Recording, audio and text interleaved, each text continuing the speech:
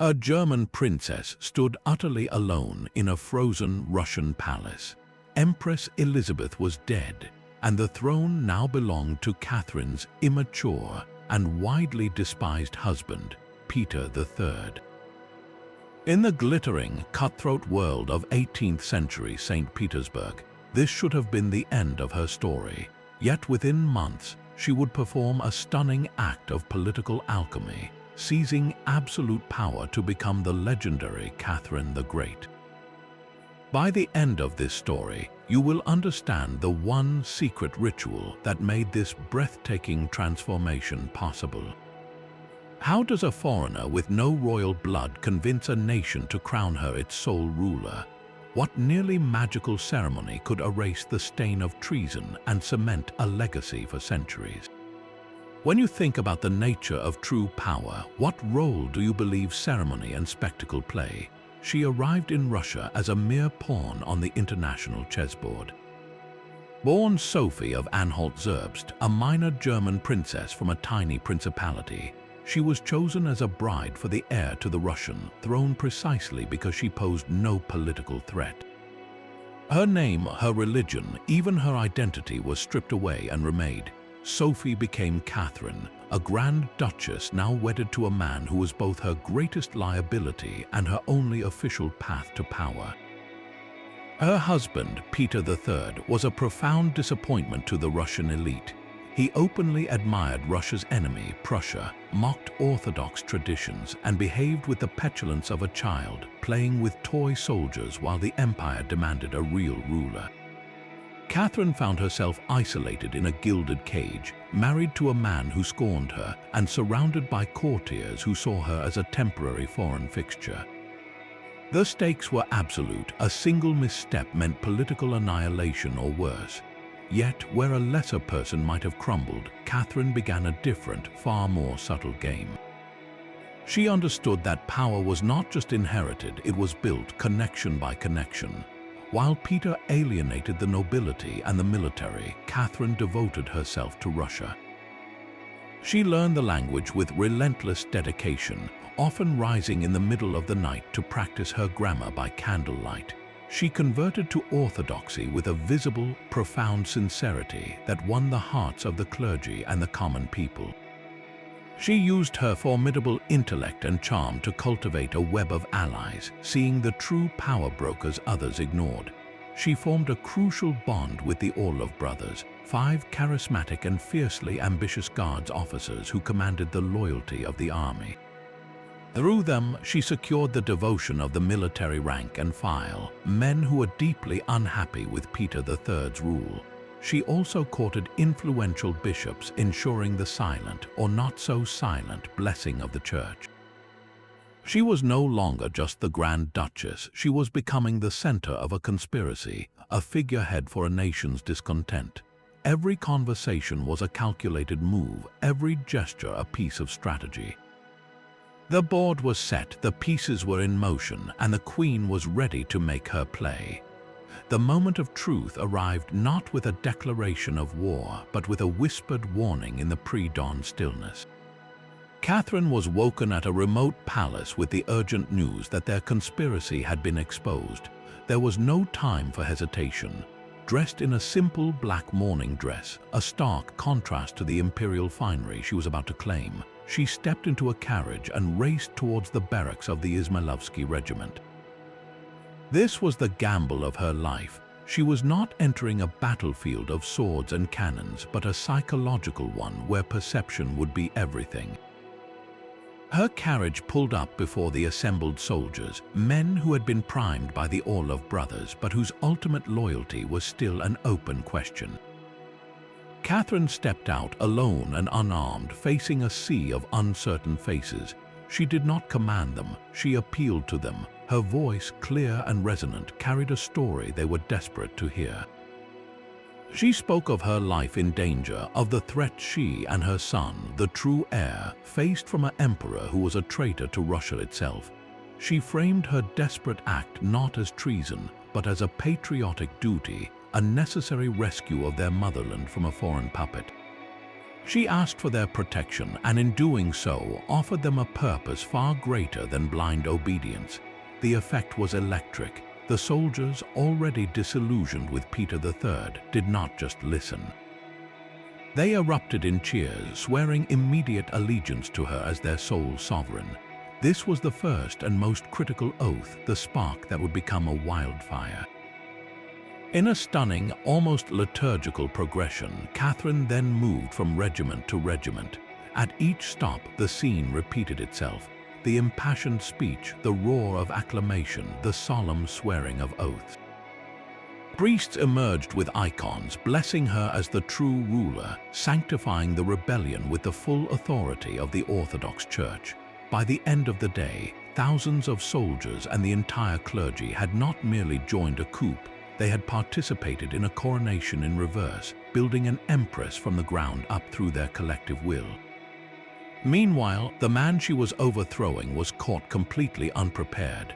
Peter III was at his palace in Oranienbaum, utterly oblivious. When news of the uprising finally reached him, he did not rally his troops or mount a defense.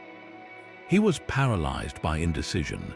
He reportedly drank himself into a stupor while his wife was being proclaimed Empress by the army he was supposed to command. His attempts to negotiate were pathetic and futile. He was quickly located, arrested without a single shot being fired in his defense, and forced to sign a humiliating abdication. The contrast could not have been more complete. Her power was claimed through courage and ceremony in the public square. His authority evaporated in private, vanishing with the scratch of a pen. The plan was flawless, but it was the performance that made it immortal. So what was the secret ingredient that turned a military rebellion into an unshakable legend? But the coup was only the beginning. A throne seized by soldiers was a throne that could be taken away. The true alchemy, the secret ritual that would transmute a usurper into a sacred monarch, was yet to come. Months after her husband's mysterious death secured her position, Catherine traveled to Moscow for her coronation. This was not a simple celebration. It was a meticulously orchestrated piece of political theater, an ancient and sacred ceremony designed to erase the stain of rebellion and rewrite her story in the eyes of God and her people. The entire event was steeped in the traditions of the Russian Orthodox Church, a direct visual and spiritual link to the Tsars of old. Every gesture, every symbol was chosen to broadcast a single, undeniable message. Her authority was no longer merely political, it was divine. Inside the ancient Dormition Cathedral, surrounded by the highest clergy and nobility, Catherine underwent a series of transformative rites. She was robed in the imperial purple, a color reserved solely for the sovereign. Then came the anointing with holy chrism, a sacred oil. This was a profound moment, a sacrament that set her apart from every other person in the empire. In the eyes of the faithful, this was not a bishop or a priest anointing a ruler. This was God himself through his church, marking Catherine as his chosen instrument. She was no longer just a woman who had taken power. She was becoming God's anointed autocrat. The climax of the ceremony was breathtaking in its audacity. The Metropolitan presented her with the imperial crown of Russia, a magnificent creation of diamonds and pearls. But then, in a break from tradition that was both subtle and thunderous, Catherine did not wait for the cleric to place it upon her head. She took the heavy crown into her own hands and crowned herself. Think about the power of that single act. It was a statement of self-made sovereignty.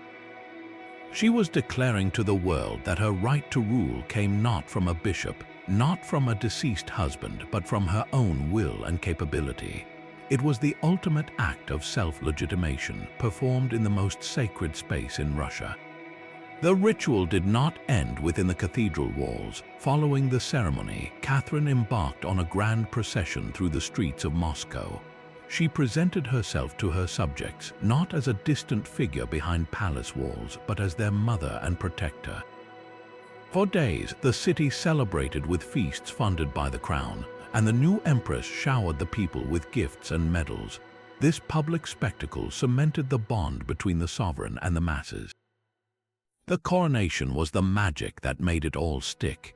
It transformed a German princess who had orchestrated a coup into the divinely appointed mother of the nation, a ruler whose power was woven into the very fabric of faith and tradition. The crown on her head was now backed by the will of heaven. Crowning herself was a masterstroke, but the performance had only just begun. The true ritual was not a single event in a cathedral.